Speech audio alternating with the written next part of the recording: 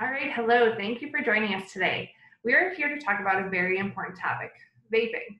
My name is Meg Krase. I'm the Social Service Coordinator for the Carpentersville Police Department. I'm joined today by Jessica Reed, who's a Prevention Specialist for the Renz Center. Jessica has a wealth of knowledge regarding all aspects of addiction, but today we're going to focus on vaping. Thank you for joining us, Jessica. Thank you for having me. So as Meg said, my name is Jessica Reed. I'm one of the prevention specialists at Renz Addiction Counseling Center located in Elgin. And today we're going to talk about electronic cigarettes or vaping or e-cigs or Juuls. They kind of go by a lot of different names, but the technical term is electronic cigarettes. So we'll go through some statistics, some data, and then how to talk to your students about it. So to begin with, we're going to start with this chart. It shows all of the different tobacco product use among U.S. high school students. So as you can see, most of them are on the decline or at least holding steady. Cigarette use is way down. In 2018, it was only 8.1% of high school students were using. However, you can see e-cigarette use has increased a ton. This is partially due to e-cigarettes coming on the market in 2013, where you can see that big jump. In 2016, it went down a little bit. The FDA started regulating them a little bit. We'll talk more about that towards the end of the presentation. But then they've been growing and increasing since, and they're probably a little bit higher now in 2020, but we're still waiting for the current up-to-date data for that. E-cigarettes or vaping come in a lot of different sizes and shapes. The traditional ones were the e-pipes and e-cigarettes, the disposable ones, and then the e-cigars. There's the larger tank devices, which are typical of adult e-cigarette users. The medium ones and then the rechargeable ones are the ones that are most popular among the youth. The rechargeable ones, those are the ones that are like the Juuls. That's one of the brand names for it. And so that's pretty typical of what the kids are using.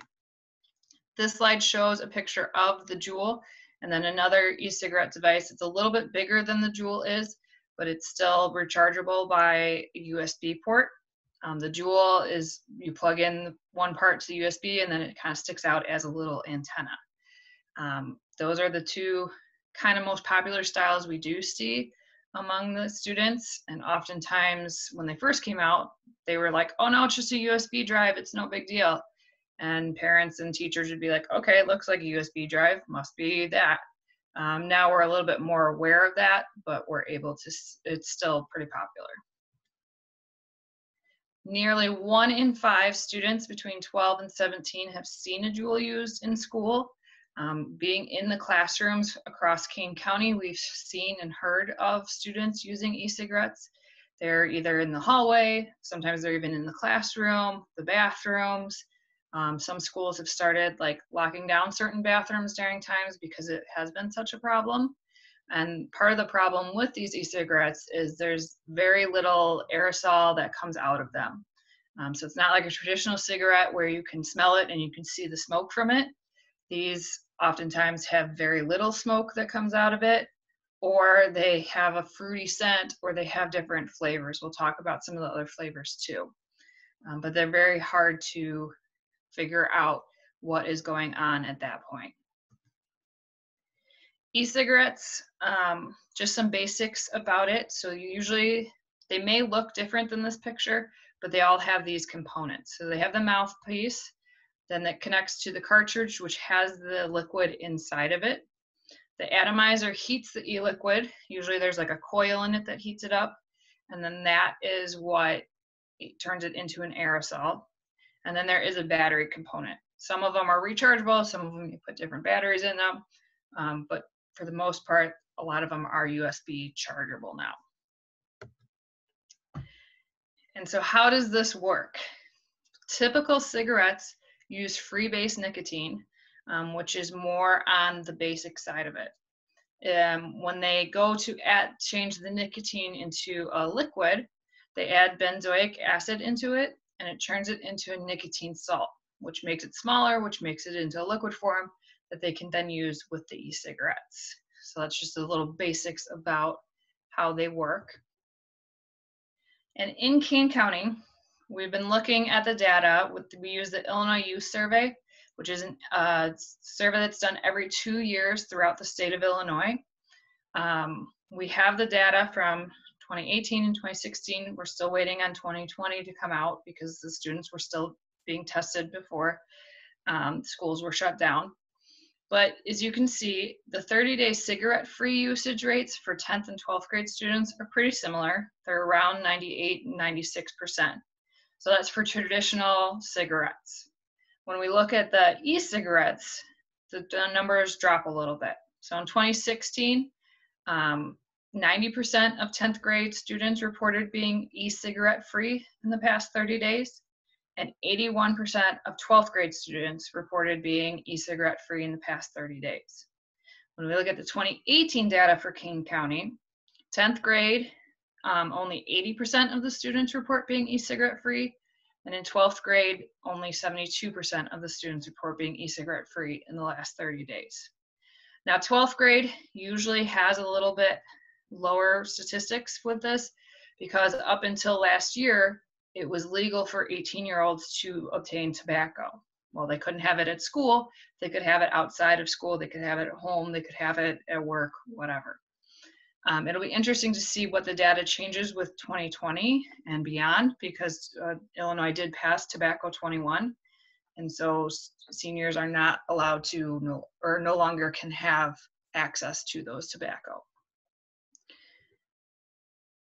There's a ton of different reasons why youth are using e-cigarettes. As you can see from this chart, there's some that are more popular than others. The most popular one is the friend or family member use them. Because they're influenced by their peers, their friends, it's really easy. They're about this big. It's real easy to pass it to the friend. It's quick, it's easy, and then it becomes a habit.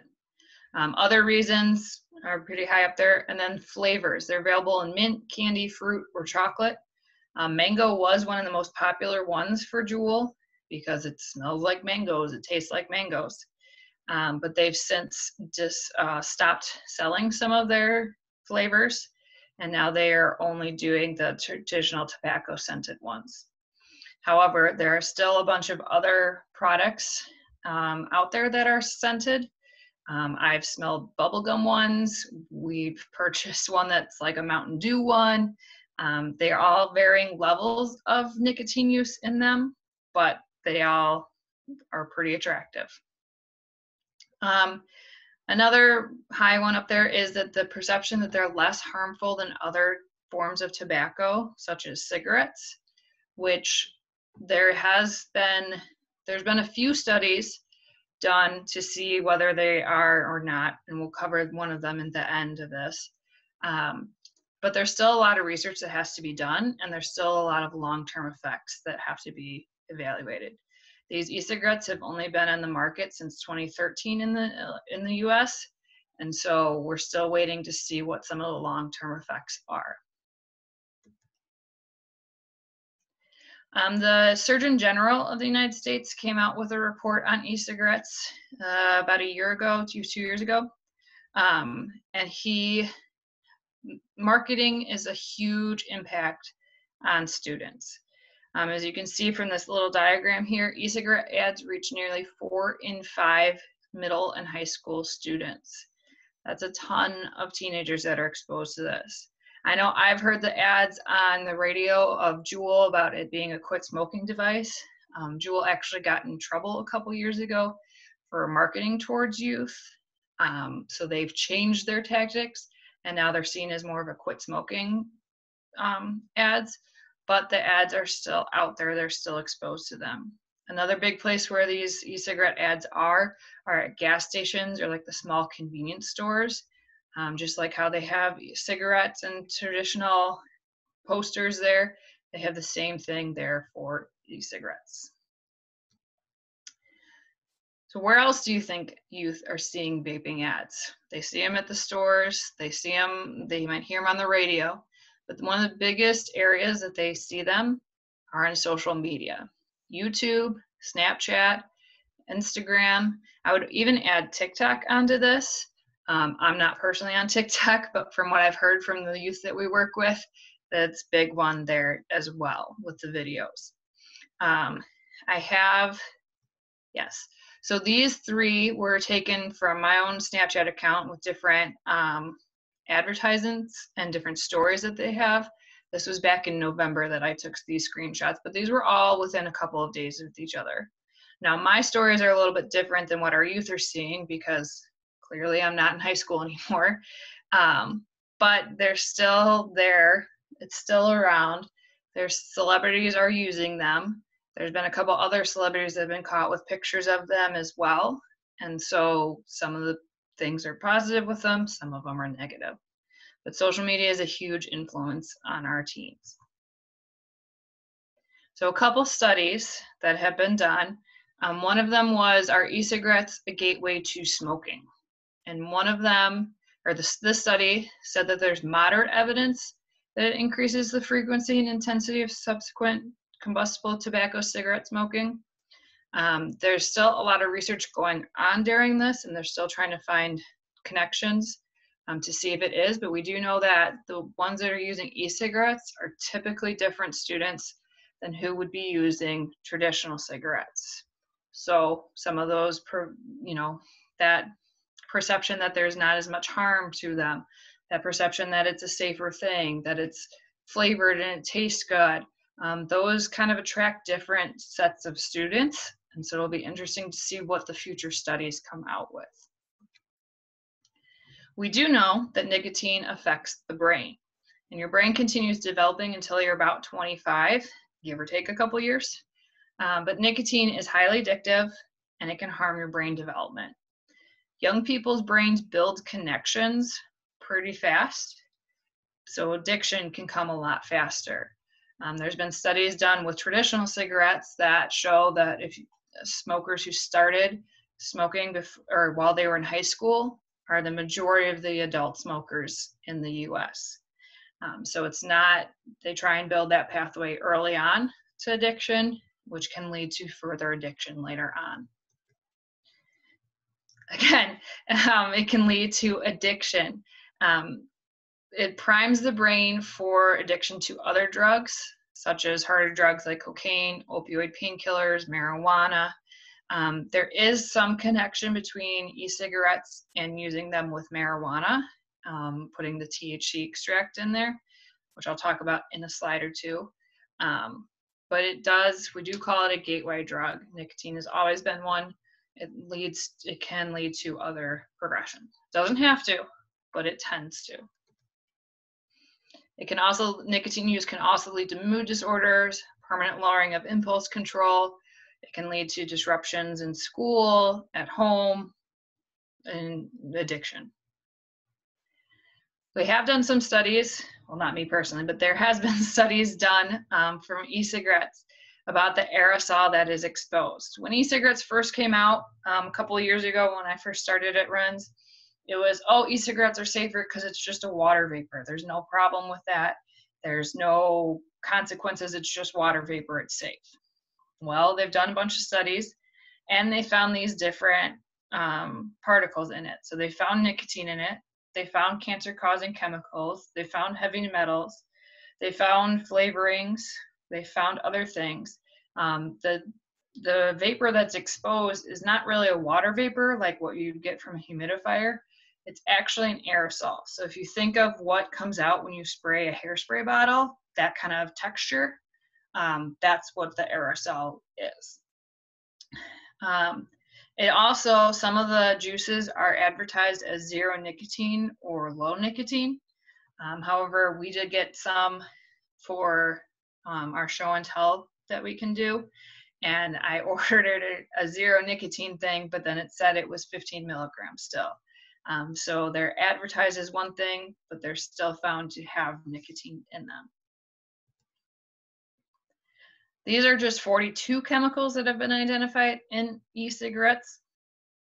The red ones are the ones that can be emitted in secondhand smoke that they found. And then the check marks are that are especially harmful to health. A lot of these are found in secondhand smoke or in traditional tobacco cigarettes. But then there's also other ones like acetone. nickels in there. I mean, there's a lot of chemicals that are out there. In regards to lung injury cases and deaths, so before the whole COVID thing, last fall, so fall of 2019, there was a big increase in cases of lung injury cases. This was called EVALI, or electronic cigarette or vaping product use associated lung injury. These cases have been reported from all 50 states and 2 U.S. territories and the District of Columbia. In total, by February 18th of 2020, there were 2,807 cases of this. They have stopped tallying it as of February, partially due to the COVID and partially due to the number of cases was decreasing because they had figured out a few things about it. They had found out that EVALI was most likely caused in part by the vitamin E acetate that was found in some of the off-market products. There were 68 deaths that were confirmed, and there were 2,000 hospitalized patients, which they used the data, or they had data on what substance they had used. 82% of those reported using THC-containing products. 33 reported exclusive use of THC-containing products. So THC is that marijuana extract. So those were altered. They were off-market pods that they were using that had the vitamin E acetate in them, and that's what caused it.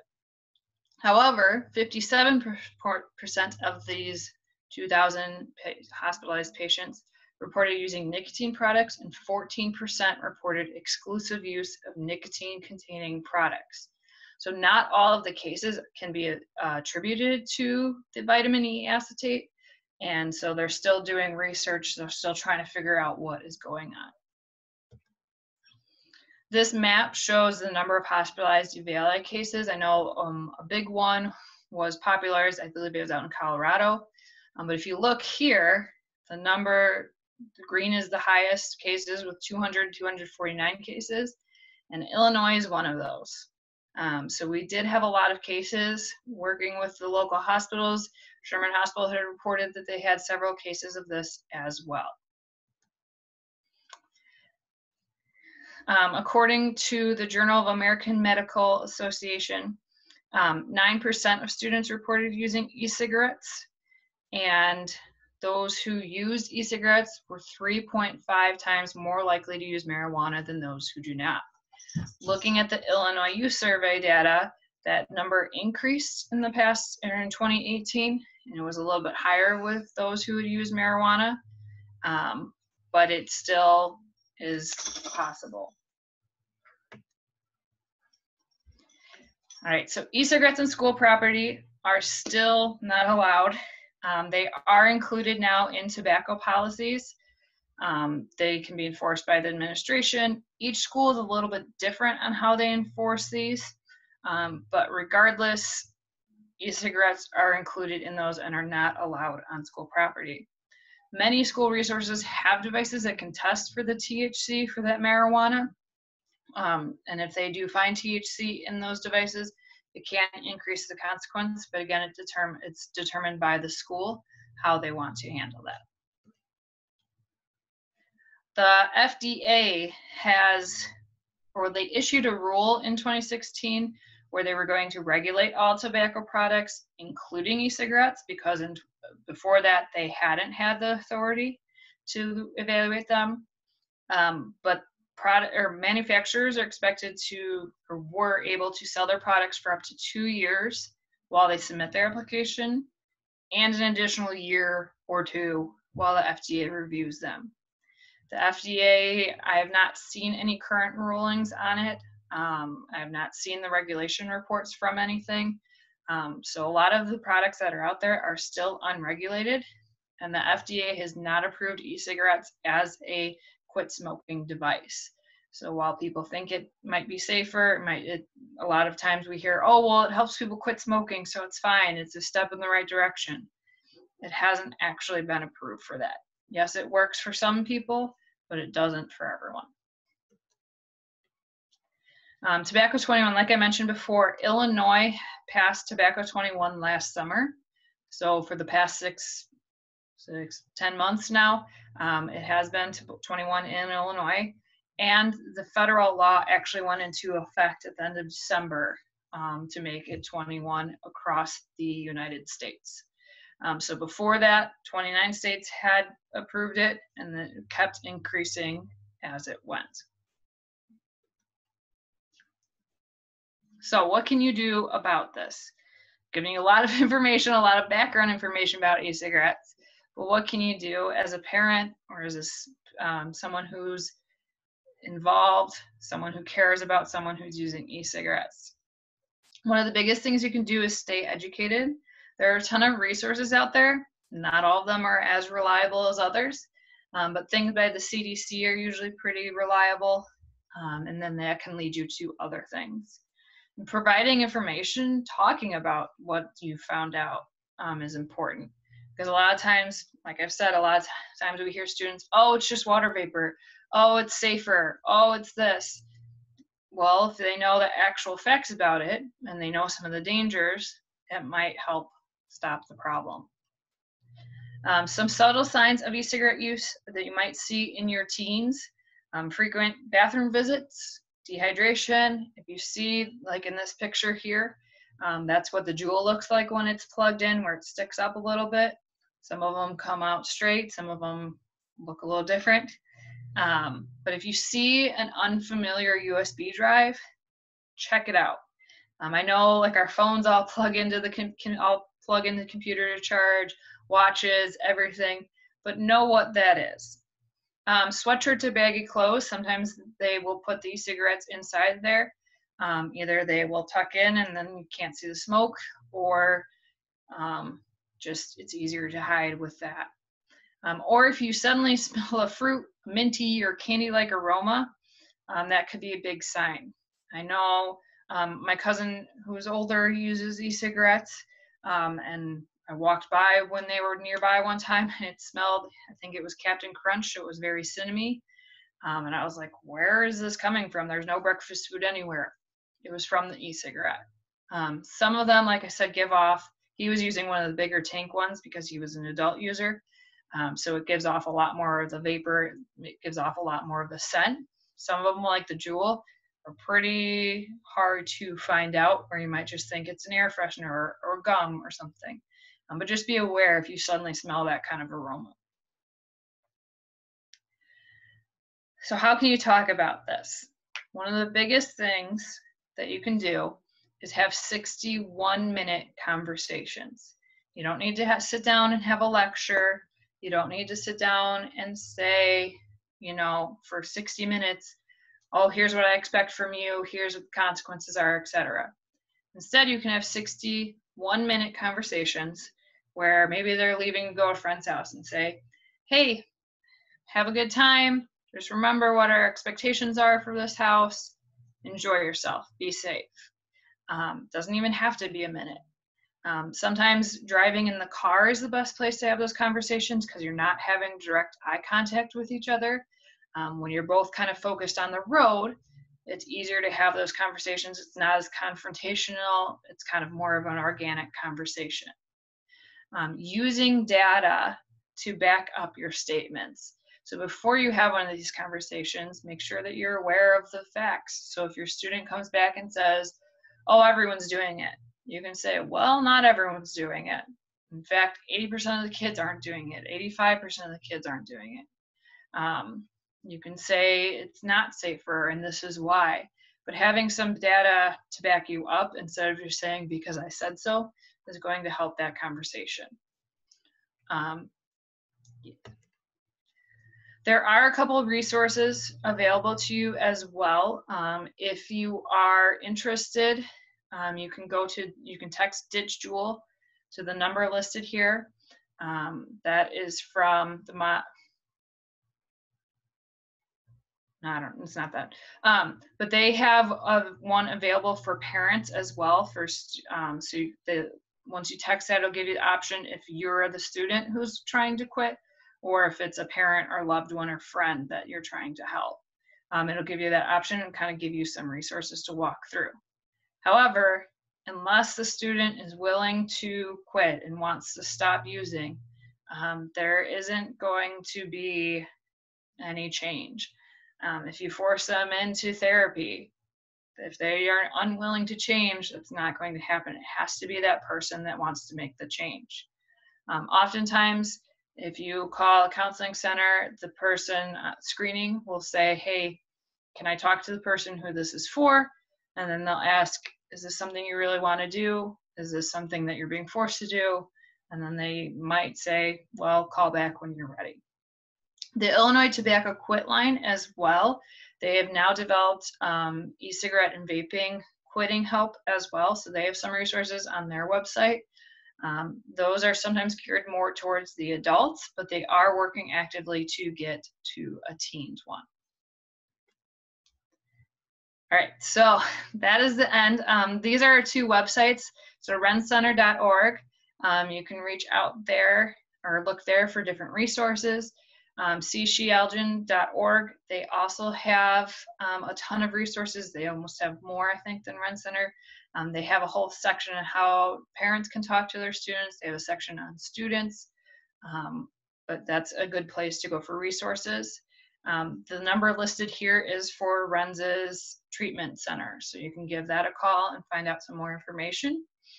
Otherwise, my email address is listed, my supervisor's email is listed, or you can find out more contact information for us at renzcenter.org. Thank you so much for all that information, Jessica. We have a couple of questions that were submitted ahead of time that I thought we'd go over. I know you've talked about a lot of this information already, but I thought I'd just touch on a couple of these.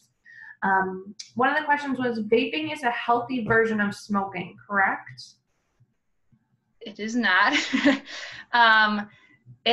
There's mixed studies out there that have said, oh, it is safer, it isn't safer, but they're finding more and more studies that say that there's almost as many chemicals in it. And with vaping, one of the little Juul pods that's about this big is equivalent to a pack of cigarettes with the amount of nicotine in it. So while it may seem like a safer thing, there's been studies that say it's not. Also with the vapor that comes out, it's not a water vapor like they thought. It is an aerosol, so it's still damaging for your lungs. Okay. Is there a legal age for vaping? Yes, it is 21. So it falls in with other tobacco products. However, it's pretty easy for the teens to get these online, or there are some stores that will sell without an ID still. But online, all you have to do is go to the websites and then hold up a picture of your ID, get your credit card from your parents' wallet while they're sleeping, and then you can have it. Before we were all stuck at home, it was pretty easy for kids to go check the mail before parents got home and get these products in. Now that we're all home, it might be a little bit more challenging, but it's still a possibility. It still can happen, and it's really easy to get online. Okay. And the last question we have, is vaping addictive? Yes. I've heard, so anecdotally, I've heard from students who say they have to use in the morning when they wake up, and then they have to start using during school. They can't go through the whole day.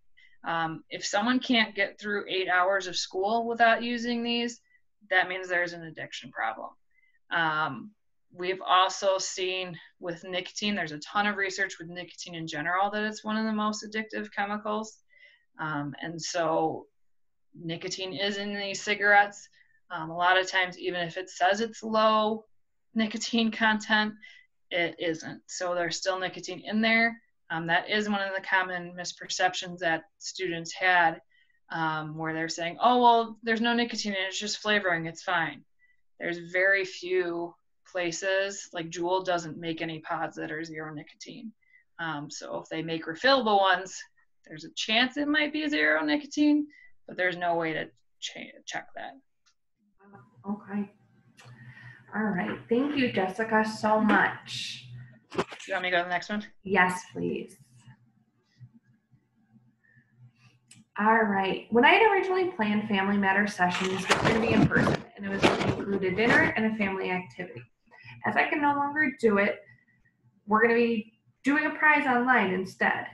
So send me a picture of your family eating dinner together, and this is going to serve as your entry into just a small little raffle we're doing, okay? On the next slide, you're going to see my business card. I am the social service coordinator for all of Carpentersville, so if you ever have a social service question or a need here in town, please feel free to reach out. My website information is also on the website. We're here to help. Just reach out and let us know what you need. All right. Thanks. Have a great day.